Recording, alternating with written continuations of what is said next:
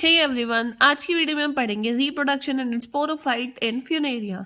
Last video में हमने इसकी गेमेटोफाइट स्ट्रक्चर देख ली थी, जिसमें हमने मॉर्फोलॉजी और एनाटॉमी देखी थी। तो आज हम रिप्रोडक्शन चालू करेंगे। तो रिप्रोडक्शन होता है इसमें दो तरीके से, एक होता है वेजिटेटिव रिप्रोडक्शन और एक होता है सेक्सुअल रिप्रोडक्शन। अब वेजिटेटिव रिप्रोडक्शन के भी टाइप्स होते हैं, जिसमें पहला है प्राइमरी प्रोटोनीमा। ये प्रोटोनीमा क्या होता है, जब जाइगोट डेवलप होता है तो वो डायरेक्ट प्लांट नहीं बनाता, बल्कि वो एक प्रोटोनीमा बनाता है। और ये जो प्रोटोनीमा होता है वो मल्टी सेल्यूलर होता है। प्रोटोनीमा की हर सेल में ये एबिलिटी होती है कि वो आगे जाके ग्रो करके एक नया प्लांट बना ले। कुछ प्लांट्स में क्या होता है कि जो प्राइमरी प्रोटोनीमा होता है वो टूट जाता है किसी भी डैमेज की वजह से, और उसका हर प्लांट ग्रो करके आगे एक नया प्रोटोनीमा बनाता है, और इस प्रोटोनीमा से और भी कई सारे प्लांट्स बन सकते हैं।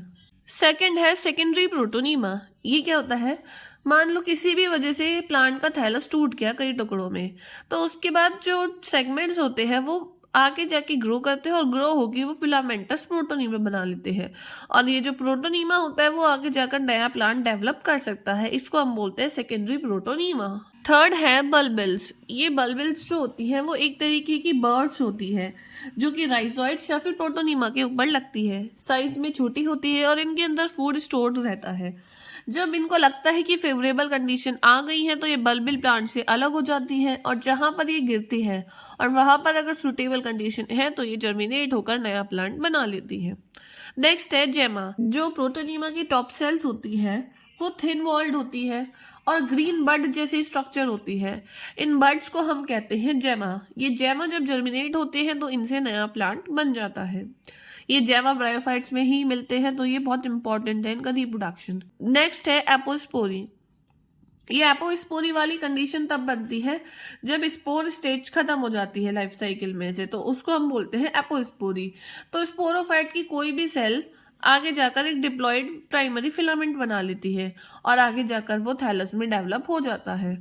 वैसे तो स्पोर हैप्लॉइड होते हैं, तो उससे जाके गेमेटोफाइट बनता है, लेकिन इसमें जो स्पोर्स बनेंगे वो डिप्लॉयड बनेंगे, क्योंकि ये स्पोरोफाइट की सेल ही आगे जाकर बना रही है। तो इस तरीके से एपोस्पोरी के थ्रू रिप्रोडक्शन होता है। नेक्स्ट है सेक्सुअल रिप्रोडक्शन। इसके अंदर जो रिप्रोडक्टिव ऑर्गन्स होते हैं वो शूट के टिप पे लगते हैं, यानी ऊपर ऊपर वाले पार्ट पे लगते हैं, और ये ब्रैक्ट के थ्रू प्रोटेक्टेड रहते हैं।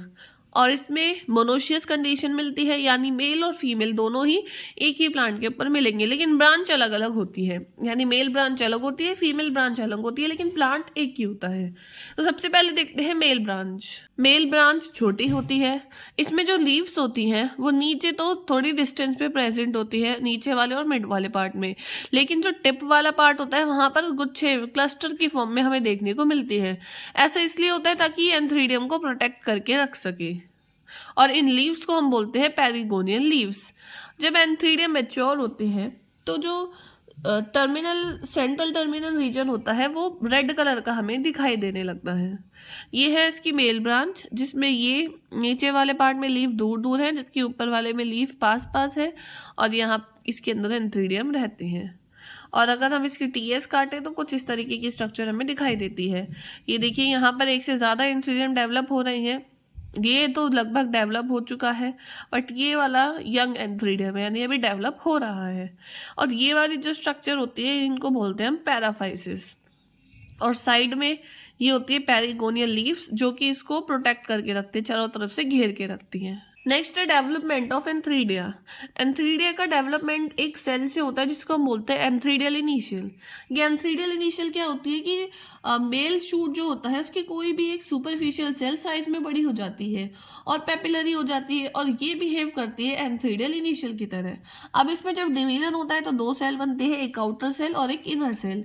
इस इनर सेल में तो आगे जाके स्टॉक बन जाता है एंथ्रीडियम का, जबकि जो आउटर सेल होती है इसमें और डिविजन्स होते हैं।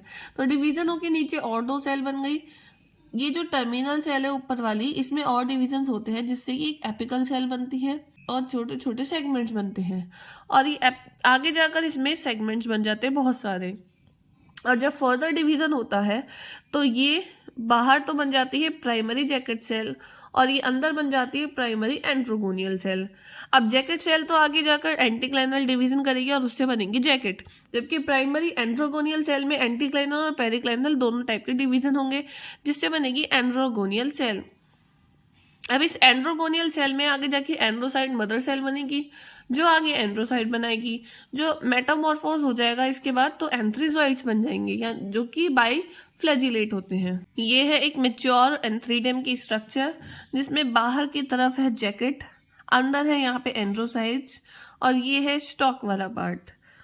और ये जो ऊपर वाली सेल्स होती है इनको हम बोलते हैं ओपर्क्यूलम। ये थोड़ी सी लार्ज सेल होती है, जैकेट सेल्स की थोड़ी सी लार्ज सेल्स होती है। इनका काम होता है डहीसेंस में हेल्प करवाना। और ये एंथ्रेजोइड की स्ट्रक्चर है। इसमें यहाँ पर हमें 2 फ्लैजिला देखने को मिलते हैं, और एंथ्रेजोइड इस तरीके से कॉइल्ड रहते हैं, और ये बाईफ्लैजिलेटेड होते हैं, यानी कि ये मूवमेंट कर सकते हैं।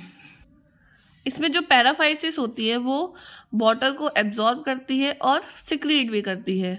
जब पेरिकोनियल लीव्स वाटर रिसीव कर लेती है तो उसके बाद वो उसको स्टोर करती है, जिसकी वजह से पेरिकोनियल लीव्स की सेल ब्रेक हो जाती है, और जो अंदर एंड्रोगोनियल मास है वो बाहर आ जाता है, और एंथ्रेजोइड्स पानी में फ्लोट करना चालू कर देते हैं। इस तरीके से एंथ्रीडियम का डहीसेंस हो जाता है।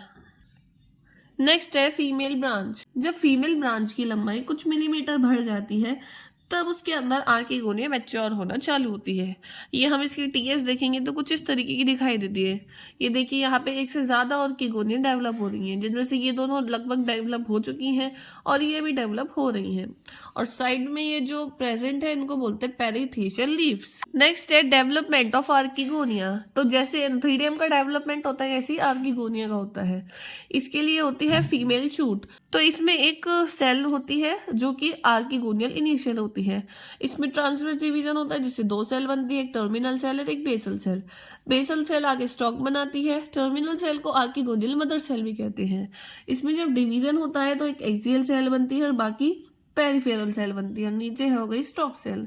अब इनमें फर्दर डिवीजन की वजह से ये आउटर सेल बन गई और ये इनर सेल बन गई। आउटर सेल तो आगे जाके जैकेट बना लेगी, और इनर सेल आगे जाके एक बनाएगी प्राइमरी नेक कैनाल सेल और एक बनाएगी प्राइमरी वेंट कैनाल सेल। अब ये आगे जाके नेक कैनाल सेल्स बन जाएंगी, जिसमें 4 से 6 सेल्स की रो होती है, और बाहर हो गई ये पूरी जैकेट, और ऊपर ये जैकेट की कुछ सेल्स कवर बना लेती है, और नीचे वाला थोड़ा सा फूला हुआ सा पार्ट होता है जिसको हम बोलते हैं वेंटर। वेंटर में होती है वेंट्रल कैनाल सेल और एग सेल, और ये है इसका स्टॉक वाला पार्ट। तो इसकी अगर हम शेप देखें तो ये फ्लास्क जैसी शेप हमें दिखाई देती है। अब मेल और फीमेल गैमेट तो बन गए, अब उसके बाद फर्टिलाइजेशन होना बाकी है। तो इसमें क्या होता है, एंथ्रीडियम के अंदर से एंथ्रीजोइड्स रिलीज होते हैं और वो पानी में फ्लोट करने लगते हैं। उसके बाद जो आर्किगोनियम की नेक्स्ट सेल्स होती है वो ट्रांसफॉर्म हो जाती है और एक म्यूकस जैसा सब्सटेंस बना लेती है जब उसके अंदर पानी आ जाता है। तो इसकी वजह से अब कवर सेल ब्रेक हो जाती है और एंथ्रीजोइड कैविटी के अंदर एंटर कर जाते हैं। उसके बाद मेल और फीमेल गैमेट का फ्यूजन हो जाता है जिसको हम कहते हैं फर्टिलाइजेशन, जिससे जाइगोट का फॉर्मेशन होता है जो कि 2n होता है। ये जाइगोट अपने ऊपर सेलुलोज की वॉल बना लेता है जिससे कि oospore का फॉर्मेशन हो जाता है। यानी जाइगोट के ऊपर जब कोई लेयर बन जाती है तो हम उसको oospore कह रहे हैं।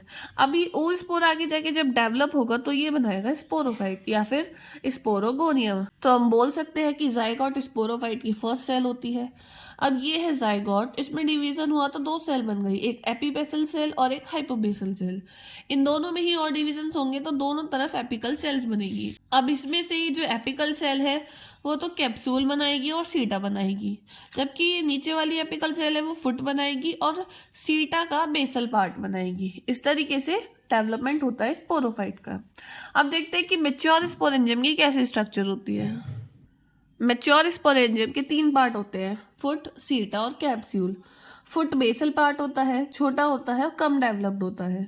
ये स्टेम के अंदर धंसा हुआ रहता है और ये एक सक्शन ऑर्गन की तरह काम करता है, यानी कि ये न्यूट्रिशन प्रोवाइड करता है, न्यूट्रिशन को अपटेक करता है और स्पोरेंजियम तक पहुंचाता है। फिर होता है सीटा वाला पार्ट। ये सीटा वाला पार्ट क्या होता है, फुट और कैप्सूल को कनेक्ट करने का काम करता है। लंबा होता है, थिन होता है, स्टॉक जैसी स्ट्रक्चर होती है, यानी पाइप लाइक स्ट्रक्चर होती है। इसके अंदर सेंट्रल स्ट्रैंड प्रेजेंट होता है बीच में। अभी डायग्राम से देखेंगे कि कैसे प्रेजेंट होता है। इसमें जो कॉर्टेक्स सेल होती है वो स्टेबिलिटी प्रोवाइड करती है और स्ट्रेंथ प्रोवाइड करती है कैप्सूल को। फिर थर्ड बात है कैप्सूल। ये कैप्सूल पियर शेप्ड होता है। इसको भी हम 3 पार्ट्स में डिवाइड कर सकते हैं, एपोफाइसिस, थीका और ओपर्कुलम। ये जो एपोफाइसिस वाला पार्ट होता है ये तो स्टेराइल होता है और ग्रीन कलर का होता है, और ये पैरेन्काइमा की सेल से मिलकर बना होता है। क्लोरोफिल प्रेजेंट होते हैं, इसी वजह से ग्रीन कलर आता है, और ये फूड और वाटर का ट्रांसपोर्ट करने में हेल्प करता है। फिर होता है थीका वाला पार्ट। ये थीका वाला पार्ट बहुत ज़्यादा डिफ्रेंशिएटेड रहता है। और फिर ऑपरक्यूलम आता है। ये ऑपरक्यूलम एक कैप जैसी स्ट्रक्चर होती है, इसको भी हम आगे डायग्राम से समझेंगे तब पता चलेगा। अब थीका भी दो पार्ट में डिवाइडेड रहती है, कॉल्यूमेला और एक स्पोर सेल। ये जो कॉल्यूमेला होती है वो कैप्सूल का सेंटर वाला पार्ट होता है। ये एक तरीके से कॉलम जैसा बना होता है, होमोजीनस होती है, पैरेन्काइमेटस सेल होती है, और इसमें इंटरसेलुलर स्पेस नहीं होती है। जबकि स्पोर सैक में स्पोर मदर सेल्स मिलती है, जो कि आगे जाके स्पोर्स बनाएगी मेयोसिस के थ्रू, यानी हैप्लॉइड इसमें स्पोर्स बनेंगे। इसके अलावा इसमें होते हैं पेरिस्टोम टीथ। इसमें 32 दांत की जैसी स्ट्रक्चर होती है, जो कि दो रिंग में अरेंज रहती है, यानी एक रिंग में 16 और दूसरे रिंग में 16। ये जो आउटर रिंग के टूथ होते हैं वो ज़्यादा डेवलप होते हैं इनर के कंपैरिजन में, और ये जो टूथ होते हैं वो हाइग्रोस्कोपिक नेचर के होते हैं, मतलब वाटर को एब्जॉर्ब कर सकते हैं, तो ये स्पोर के डिस्पर्जन को कंट्रोल करते हैं। फिर आता है एनुलस। ये एनुलस एक रिंग की जैसी स्ट्रक्चर होती है। ओपरकुलम के नीचे कैप्सूल की 4 से 6 सेल्स होती है जो एक दूसरे के ऊपर सुपर इम्पोज रहती हैं, उसको हम कहते हैं एनुलस। इसको डायग्राम की हेल्प से देखते हैं एक बार। ये है कैप्सूल, उसकी एलएस काटी यानी लॉन्गिट्यूडनल सेक्शन काटा है। तो इसमें हमें फुट वाला पार्ट नहीं दिख रहा है, वो एक तरह से गैमेटोफाइट के अंदर धसा हुआ रहता है, एम्बेडेड रहता है। यहाँ पे हमें ये दिख रहा है सीटा वाला रीजन। इस सीटा वाले रीजन के सेंट्रल में प्रेजेंट है कंडक्टिंग स्ट्रैंड, या फिर सेंट्रल स्ट्रैंड इसको हम कह सकते हैं। फिर ये ऊपर वाला जो मेन पार्ट है ये होता है कैप्सूल का। अब कैप्सूल भी 3 पार्ट में डिवाइड है, एपोफाइसिस, और ये वाला रीजन होता है थीका, और ये ऊपर है ओपरकुलम। ये जो एपोफाइसिस वाला पार्ट होता है इसमें क्लोरोफिल प्रेजेंट होते हैं, ग्रीन कलर का हमें दिखाई देता है। इसका फंक्शन होता है फोटोसिंथेसिस करना। ये थीका वाले पार्ट में होते हैं स्पोर सेक। ये वहाँ वाला पार्ट है स्पोर सेक जिसके अंदर स्पोर बनते हैं, और सेंटर में होती है कॉल्यूमेला, और इसमें इंटरसेलुलर स्पेस ना के बराबर होता है। और यहाँ ये बीच बीच में यहाँ पर हमें एयर स्पेस देखने को मिलते हैं, ये एयर सैक्स कहलाते हैं। और ये एयर सैक बनाने का काम होता है ट्यूबरक्यूली का। ये जो बीच में स्ट्रैंड है इनको बोलते हैं ट्यूबरक्यूली। और ये यहाँ पे टिप वाला पार्ट होता है ओपरकुलम। ये ओपरकुलम के नीचे होते हैं पेरिस्टोम टीथ, जो कि 32 होते हैं, जो हाइग्रोस्कोपिक नेचर के होते हैं और ढाई सेल्स का काम होता है। और यहाँ पर एक रिंग प्रेजेंट होती है 4 से 6 सेल्स की, उसको हम बोलते हैं एन्युलस रिंग। अब आता है कि कैप्सूल का डहीसेंस कैसा होता है। तो कैप्सूल का डहीसेंस तब होता है जब ड्राई वेदर होता है। तो ड्राई वेदर के टाइम पे जो कॉल्यूमेला की सेल्स होती है वो ड्राई हो जाती है, और ड्राई होकर श्रिंक हो जाती है। इसकी वजह से स्पोर सैक का रीजन भी ब्रेक हो जाता है, और जब एनुलस की सरफेस के जो बेस होता है उसको मॉइस्चर मिलता है, तो उसकी वॉल जो होती है वो म्यूकस जैसी बन जाती है, जिसकी वजह से एनुलस ब्रेक हो जाता है और वो थीका से सेपरेट हो जाता है किनारे से, और ओपरक्यूलम नीचे गिर जाता है, फॉल हो जाता है।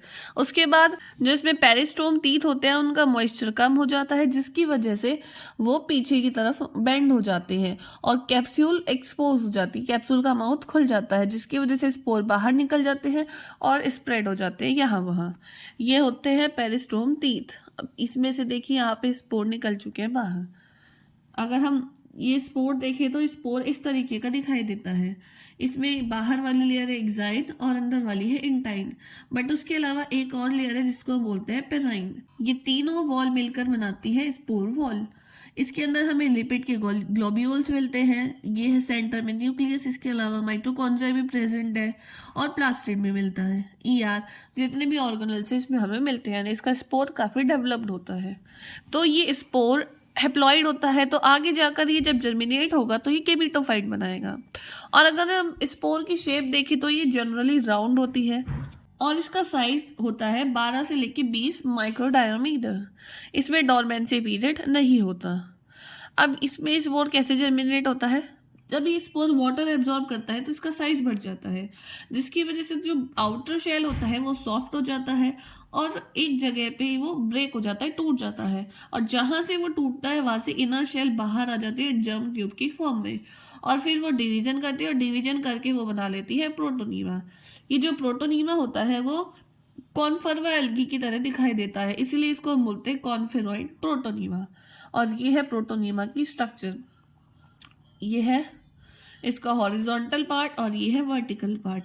यहाँ पर ये बड लगी रहती हैं और ये ऊपर लीव्स लगी हुई है यहाँ पर, और नीचे होते हैं राइजोइड्स। ये जो प्रोटोनीमा होता है इसमें बहुत सारे फाइबर प्रेजेंट होते हैं अलग अलग टाइप के। तो पहला है क्लोरोनीमा फिलामेंट। ये क्लोरोनीमा क्यों बोलते हैं? क्योंकि इसमें क्लोरोप्लास्ट प्रेजेंट है, तो ये ग्रीन कलर का होता है। इसकी ब्रांचेस लार्ज होती है, बड़ी होती है। और एक होता है प्रोस्ट्रेट फाइबर। प्रोस्ट्रेट फाइबर जो होता है वो लंबे टाइम के लिए ग्रो करता है, इसलिए इसको हम बोलते हैं फाइबर ऑफ अनलिमिटेड ग्रोथ, यानी इसकी ग्रोथ चलती ही रहती है। इसकी सेल वॉल ब्राउन कलर की होती है। क्लोरोफिल इसमें बहुत कम होता है, इसलिए इसको कॉलोनीमा भी कहा जाता है। अगला फाइबर होता है एरियल फाइबर। ये एरियल फाइबर बहुत ही कम टाइम के लिए ग्रोथ करता है, इसलिए इसको बोलते हैं फाइबर ऑफ लिमिटेड ग्रोथ। इसके अंदर ज्यादा क्लोरोप्लास्ट प्रेजेंट होते हैं एज कम्पेयर टू कॉलोनीमा, यानी कि प्रोस्टेट फाइबर। फिर होते हैं राइजोइड फिलामेंट। ये राइजोइडल फिलामेंट कलरलेस होते हैं, नैरो होते हैं। इनमें क्लोरोप्लास्ट या तो एब्सेंट होता है या फिर बहुत कम होता है। इनका फंक्शन होता है स्टेबलाइज करना प्लांट को और वाटर और मिनरल का एब्जॉर्प्शन करना। तो ये 4 फाइबर हमें दिखाई देते हैं प्रोटोनीमा में। अब इसकी लाइफ साइकिल देख लेते हैं। तो लाइफ साइकिल हमें पता है कि इसका मेन प्लांट बॉडी होती है गेमिटोफाइट, यानी कि हैप्लॉइड। तो इसमें वेजिटेटिव रिप्रोडक्शन भी होता है और सेक्सुअल रिप्रोडक्शन भी होता है। वेजिटेटिव रिप्रोडक्शन एपोस्पोरी से, जेमा कप से, बल्बिल से, प्राइमरी प्रोटोनीमा, सेकेंडरी प्रोटोनीमा, इन सब से हो सकता है। तो ये वापस से गेमिटोफाइट बना लेते हैं। जबकि सेक्सुअल रिप्रोडक्शन के लिए एंथ्रीडियम होती है, आर्किगोनियम होती है। एंथ्रीडियम में एंथ्रेसॉइड्स बनते हैं, आर्किगोनियम में एग बनती है। जब इन दोनों का फ्यूजन होता है यानी कि फर्टिलाइजेशन होता है तो उससे जाइगोट बनता है। ये जाइगोट अपने चारों तरफ एक वॉल का फॉर्मेशन कर लेता है और जिसको अब हम कहते हैं oospore। कि oospore आगे जाके डेवलप होकर स्पोरोफाइट बनाता है जो कि 2n होता है। ये स्पोरोफाइट के अंदर कैप्सूल होता है जिसके अंदर होती है spore mother cell. Spore mother cell में मियोसिस होता है, मियोसिस से बनता है स्पोर, और ये स्पोर जर्मिनेशन के बाद वापस से गेमेटोफाइट बना लेते हैं। इस तरीके से फ्यूनेरिया की लाइफ साइकिल चलती रहती है, जिसमें मेन है गेमेटोफाइट और स्पोरोफाइट गेमेटोफाइट पे डिपेंडेंट रहता है। यहाँ पे ये खत्म हो गया फ्यूनेरिया। इस वीडियो में आपको कहीं भी डाउट हो तो आप कमेंट करके पूछ सकते हैं। वीडियो अच्छी लगी तो वीडियो को लाइक करें, चैनल को सब्सक्राइब करें। Thanks for watching.